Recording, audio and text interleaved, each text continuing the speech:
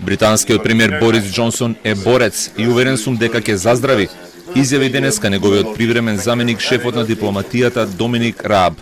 I can tell you he's receiving the very best care from the excellent medical team at St Thomas's Hospital. He remains stable overnight. He's receiving standard oxygen treatment and breathing without any assistance.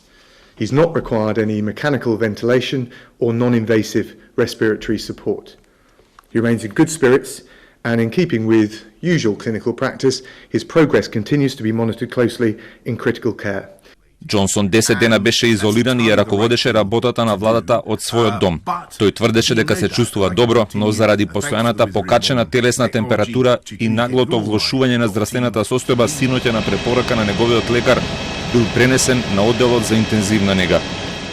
Од коронавирусот во Обединетото кралство во минатите 24 часа починаа 786 лица или вкупно над 6100. Во Европа, лоши вести од Франција, каде смртниот биланс се зголеми на повеќе од 10.000 луѓе, но зрак надеж дека пандемијата е се послаба во Италија.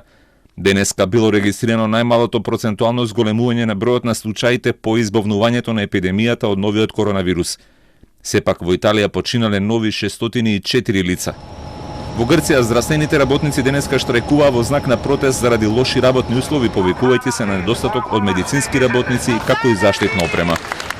Во Грција од COVID-19 до сега починаа 79 луѓе, а регистрирани се 1755 нови случаи.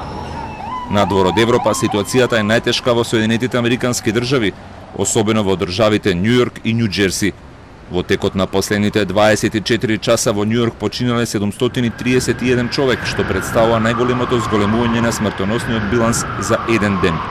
Само во Њујорк досега има над 38.000 позитивни случаи на коронавирус и речиси 5.500 смртни случаи.